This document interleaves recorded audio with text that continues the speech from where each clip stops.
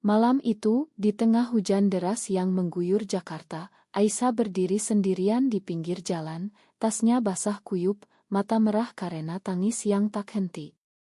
Ayahnya baru saja melemparkan dia keluar dari mobil di perbatasan kota, meninggalkannya tanpa uang sepeser pun, hanya karena dia mengaku mencintai seorang perempuan. "Kau bukan anakku lagi," teriak ayahnya sebelum mobil melaju pergi, meninggalkan Aisyah dalam kegelapan yang menyesakan. Aisyah berjalan tertatih-tatih menuju stasiun kereta terdekat, pikirannya berputar kacau antara rasa sakit pengkhianatan keluarga dan ketakutan akan masa depan. Dia ingat bagaimana semuanya bermula, pertemuan dengan Sari di kampus Universitas Indonesia, senyum Sari yang membuat hatinya berdegup aneh, dan ciuman pertama mereka di taman kampus yang sepi. Tapi sekarang, pengakuan itu menghancurkan segalanya. Keluarganya, keluarga Muslim konservatif dari kelas menengah Jakarta, tak bisa menerima. Ibu menangis histeris, saudara laki-lakinya memukul dinding, dan ayah memutuskan untuk membersihkan keluarga dengan meninggalkannya di Surabaya, provinsi lain, agar dia belajar dari kesalahan. Di kereta malam menuju Surabaya, Aisyah duduk di pojok, memeluk lututnya. Pikirannya penuh dengan pertanyaan, mengapa cinta ini dianggap dosa? Apakah dia salah karena merasakan apa yang dia rasakan? Dia ingat ayat-ayat Al-Quran yang sering dikutip ayahnya, tapi juga ingat bagaimana Sari membuatnya merasa utuh untuk pertama kalinya. Sari, gadis berhijab lembut dari keluarga sederhana di Bandung, yang juga berjuang dengan identitasnya. Mereka bertemu di kelas sastra, berdebat tentang puisi Sappho, dan tanpa sadar jatuh cinta. Tapi sekarang, Sari mungkin tak tahu apa yang terjadi. Aisyah mencoba menelepon, tapi ponselnya mati, baterai habis seperti harapannya. Tiba di Surabaya pagi buta, Aisyah turun dari kereta dengan tubuh lemah. Kota ini asing baginya, penuh hiruk-pikuk pasar dan aroma sate yang menggoda, tapi dia tak punya uang untuk makan. Dia ingat teman lama dari SMA yang tinggal di sini, seorang gadis bernama Lina, yang pernah berjanji membantu jika dibutuhkan. Dengan sisa tenaga, Aisyah berjalan ke alamat yang dia hal, berharap Lina masih ingat. Pintu dibuka oleh Lina, yang terkejut melihat Aisyah dalam keadaan menyedihkan. "Aisyah, apa yang terjadi?" tanya Lina sambil memeluknya. Aisyah runtuh dalam pelukannya, menceritakan semuanya sambil menangis. Lina, yang ternyata juga punya rahasia serupa tapi tak pernah diungkap, mendengarkan dengan empati. "Kau bisa tinggal di sini dulu," kata Lina. "Tapi hati-hati, masyarakat di sini lebih konservatif." Hari-hari pertama di Surabaya adalah neraka bagi Aisyah. Dia bekerja serabutan di warung makan milik Lina, membersihkan piring dan melayani pelanggan, sambil menyembunyikan luka hatinya. Setiap malam, dia menelepon Sari diam-diam, menceritakan penderitaannya. Sari menangis di ujung telepon, "Aku akan datang ke sana. Kita bisa mulai baru." Tapi Aisyah ragu. Apakah Sari siap menghadapi tekanan yang sama?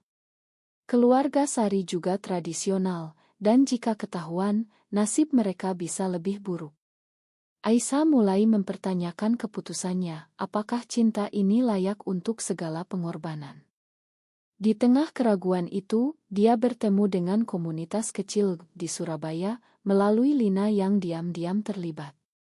Mereka berkumpul di kai tersembunyi, berbagi cerita, dan Aisyah merasa tak sendirian lagi. Tapi pertemuan itu juga membawa risiko, rumor mulai beredar, dan Aisyah harus berhati-hati agar tak ketahuan. Satu malam, saat Aisyah sedang membersihkan warung, seorang pelanggan tua menatapnya curiga.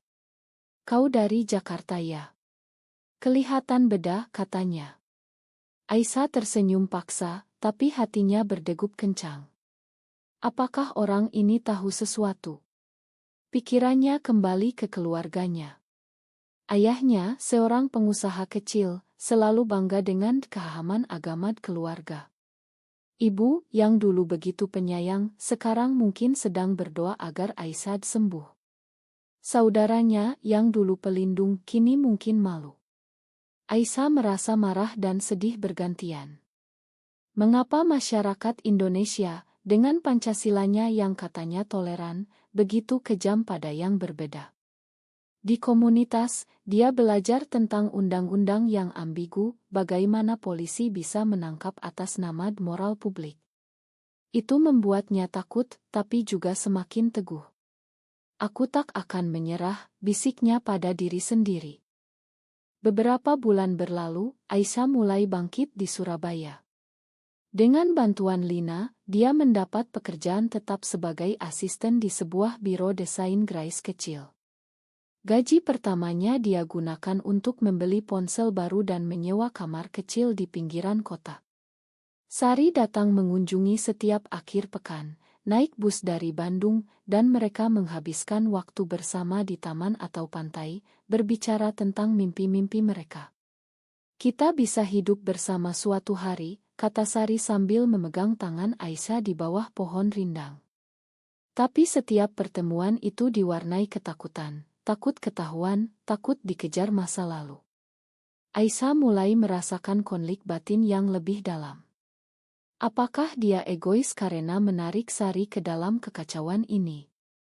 Sari punya karir menjanjikan sebagai guru, dan keluarganya mengharapkan dia menikah dengan pria baik. Suatu hari, ayah Aisyah menelepon Lina, entah bagaimana dia mendapat nomornya. Katakan pada Aisyah untuk pulang. Ibu sakit karena dia, katanya dingin. Lina menyampaikan pesan itu dan Aisyah terguncang. Apakah ini jebakan? Atau benar-benar penyesalan? Dia memutuskan untuk tidak pulang, tapi rasa bersalah menyiksa. Malam itu, dia bertengkar dengan Sari. Kau harus putuskan, Aisyah. Keluarga atau aku, tanya Sari dengan suara gemetar. Aisyah menangis, aku tak bisa memilih. Mereka bagian dari diriku. Pertengkaran itu berakhir dengan Sari pergi marah, meninggalkan Aisyah sendirian lagi. Keesokan harinya, Aisyah pergi ke masjid terdekat, berdoa mencari jawaban. Di sana, dia bertemu seorang ustadzah yang bijak, yang mendengarkan ceritanya tanpa menghakimi. Allah menciptakan kita dengan cinta. Tapi masyarakat sering salah paham, kata ustadzah itu. Kata-kata itu memberi Aisyah sedikit harapan, tapi juga menambah kebingungan moral. Di tempat kerja, Aisyah mulai dekat dengan rekan kerjanya, seorang perempuan bernama Maya, yang ternyata juga lesbian tapi sudah menikah dengan pria untuk menutupi. Maya berbagi ceritanya, bagaimana dia hidup ganda, bahagia di luar tapi hancur di dalam. Jangan seperti aku, Aisyah. Pilih jalanmu sendiri, nasihat Maya. Tapi nasihat itu justru membuat Aisyah ragu. Apakah lebih baik menyembunyikan diri demi keluarga? Atau hidup otentik tapi kehilangan segalanya? Saat itu, Sari menelepon, meminta maaf. Mereka berdamai, tapi benih keraguan sudah tertanam. Aisyah memutuskan untuk menghubungi keluarganya, tapi hanya melalui surat. Dia tulis panjang lebar tentang perasaannya, harapannya agar mereka paham. Surat itu dikirim, tapi tak ada balasan. Kemudian, datanglah cobaan besar. Di komunitas Lgbt, ada raya polisi. Beberapa teman Aisyah ditangkap atas tuduhan penyimpangan moral. Lina panik, menyuruh Aisyah sembunyi. Aisyah lari ke kamarnya, jantung berdegup kencang. Di sana, dia menerima pesan dari saudaranya, ayah tahu kau di Surabaya. Pulang atau kami laporkan. Ancaman itu membuat Aisyah marah. Mengapa keluarga yang seharusnya melindungi justru mengkhianati? Dia menelepon Sari, aku tak tahan lagi. Mari kita lari bersama. Sari setuju, dan mereka merencanakan pindah ke Bali, di mana masyarakat lebih terbuka. Tapi rencana itu bocor, entah bagaimana. Ayah Aisyah datang ke Surabaya, menjemputnya paksa. Kau harus pulang dan menikah dengan pria yang kami pilih, katanya tegas. Aisyah menolak, berjuang lepas, tapi ayahnya lebih kuat. Dia dibawa kembali ke Jakarta, dikurung di rumah. Di rumah, suasana tegang. Ibu menangis setiap hari, ayah tak bicara, saudara mengawasi. Aisyah merasa seperti tahanan. Dia mencoba kabur, tapi gagal. Saat itu, Sari datang diam-diam, melempar batu ke jendela kamar Aisyah. Mereka bertemu di taman belakang, memeluk erat. Aku tak bisa hidup tanpamu, bisik Sari. Tapi pertemuan itu ketahuan. Ayah Aisyah marah besar, mengusir Sari dengan ancaman. Jangan dekati anakku lagi, teriaknya. Aisyah hancur, tapi saat itu dia memutuskan, dia akan melawan. Diam-diam, dia hubungi pengacara dari komunitas LGBT, mencari cara legal untuk bebas. Proses itu panjang, penuh tekanan, tapi Aisyah tak mundur. Kembali di Jakarta, Aisyah hidup dalam penjara emosional. Setiap hari, ayahnya mengajak ustadz untuk membimbing dia, membaca ayat-ayat tentang pernikahan dan dosa. Aisyah mendengarkan, tapi hatinya memberontak. Ini bukan dosa, ini cinta, gumamnya dalam hati.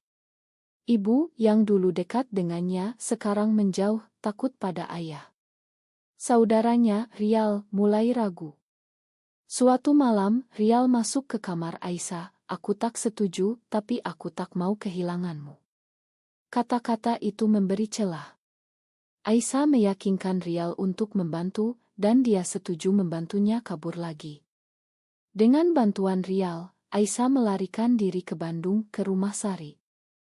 Di Bandung, Sari menyambutnya dengan pelukan hangat. Mereka hidup bersama di apartemen kecil, bekerja sebagai relancer desain. Untuk pertama kalinya, Aisyah merasa bebas. Tapi kebahagiaan itu rapuh. Keluarga Sari tahu, dan mereka marah. Ayah Sari, seorang pensiunan polisi, mengancam melaporkan mereka. Ini melawan adat dan agama, katanya. Sari dihadapkan pada pilihan, keluarga atau Aisyah. Sari memilih Aisyah, tapi dengan harga mahal. Keluarganya memutus hubungan, meninggalkan Sari tanpa warisan atau dukungan. Sari menangis malam-malam, tapi Aisyah menghiburnya. Kita punya satu sama lain, katanya. Tapi dalam hati, Aisyah merasa bersalah. Apakah dia telah menghancurkan hidup Sari? Masyarakat sekitar mulai bergosip. Tetangga memandang curiga, anak-anak menunjuk-nunjuk. Suatu hari, mereka dihadang oleh sekelompok pemuda di pasar. Lesbi. Pulang ke neraka, teriak mereka. Aisyah dan Sari lari, tapi insiden itu meninggalkan trauma. Aisyah mulai bergabung dengan organisasi advokasi LGBT di Indonesia, seperti Arus Pelangi, untuk mencari dukungan. Di sana, dia bertemu banyak cerita serupa, perempuan yang diusir, dipukul, bahkan dipaksa menikah. Itu membuatnya sadar, masalahnya bukan hanya pribadi, tapi sosial. Dia mulai menulis blog anonim tentang pengalamannya, yang mendapat respon positif dari komunitas online. Tapi juga ancaman. Suatu malam, apartemen mereka dirusak, jendela pecah, tulisan dosa di dinding. Aisyah takut, tapi Sari bilang kita harus kuat. Konflik memuncak ketika ayah Aisyah muncul di Bandung. Dia datang dengan ustadz dan keluarga besar, menuntut Aisyah pulang. Pertemuan itu penuh emosi. Ayah menangis, aku lakukan ini karena sayang. Aisyah balas, sayang yang menyakitkan bukan sayang. Debat panjang terjadi tentang agama, adat, dan hak asasi. Sari berdiri di sisi Aisyah, kami saling mencintai. Itu tak salah. Ayah Sari juga datang, dan kedua ayah bertengkar. Akhirnya, ayah Aisyah pergi dengan marah, tapi meninggalkan pesan, kau akan menyesal. Aisyah merasa menang, tapi juga kehilangan. Malam itu, dia dan Sari berbicara panjang tentang masa depan. Mungkin kita bisa menikah secara sipil di luar negeri, usul Sari. Ide itu menyemangati mereka. Tapi takdir berkata lain. Sari sakit, didiagnosis kanker tahap awal. Berita itu menghancurkan Aisyah. Tanpa dukungan keluarga, mereka kesulitan biaya pengobatan. Aisyah bekerja keras, tapi tak cukup. Dia terpaksa hubungi ibunya, memohon bantuan. Ibu datang diam-diam, membawa uang, tapi dengan syarat, putuskan dengan Sari. Aisyah menolak, tapi melihat Sari menderita membuatnya goyah. Apakah ini ujian dari Tuhan? Atau hukuman? Konflik moral menyiksa. Akhirnya, Sari sembuh setelah operasi, tapi hubungan mereka retak karena rahasia yang Aisyah sembunyikan tentang pertemuan dengan ibu. Sari marah, kau hampir menyerah. Mereka bertengkar hebat, hampir putus. Tapi cinta membawa mereka kembali. Setelah Sari sembuh, mereka pindah ke Bali, mencari kehidupan baru. Di sana komunitas lebih inklusi, banyak ekspatriat dan turis. Aisyah dan Sari membuka usaha kecil, kai seni dengan tema inklusitas. Bisnis berkembang dan mereka berteman dengan pasangan lesbian lain. Untuk pertama kalinya, Aisyah merasa diterima. Tapi masa lalu tak pernah hilang. Rial menelepon, ayah sakit. Dia ingin bertemu. Aisyah ragu, tapi Sari mendorong, makan mereka. Untukmu sendiri. Aisyah pulang ke Jakarta, menghadapi keluarga lagi. Ayah terbaring lemah, mata penuh penyesalan. Makan ayah, bisiknya. Aisyah menangis, memakan, tapi tak berubah. Aku tetap seperti ini, katanya. Ayah mengangguk lemah, ayah paham sekarang. Tapi ibu masih dingin, dan saudara campur aduk. Kembali ke Bali, Aisyah dan Sari memutuskan menikah secara simbolis, di pantai dengan teman-teman komunitas. Pernikahan itu sederhana, tapi penuh makna. Mereka bertukar cincin, berjanji setia di bawah matahari terbenam. Tapi keluarga tahu melalui media sosial. Ayah Sari marah, mengirim pesan ancaman. Keluarga Aisyah juga bereaksi, ibu menelepon, menangis, kau hancurkan nama keluarga. Aisyah teguh, ini hidupku. Hari pernikahan seharusnya bahagia, tapi diwarnai drama. Teman-teman mendukung, tapi Aisyah merasa ada yang hilang, penerimaan keluarga. Beberapa bulan setelah pernikahan, Aisyah mendapat undangan dari konferensi di Jakarta. Dia jadi pembicara, berbagi ceritanya. Pidatonya viral, banyak yang terinspirasi, tapi juga dibenci. Ancaman datang dari kelompok radikal. Aisyah dan Sari hidup dalam ketakutan, tapi tak mundur. Suatu hari, Rial datang ke Bali, membawa kabar, ayah meninggal. Di pemakaman, Aisyah hadir, tapi sebagai teman keluarga. Ibu memeluknya diam-diam, ayah menyesal. Itu momen rekonsiliasi kecil, tapi cukup. Sari mendukung dari jauh, memahami kompleksitasnya.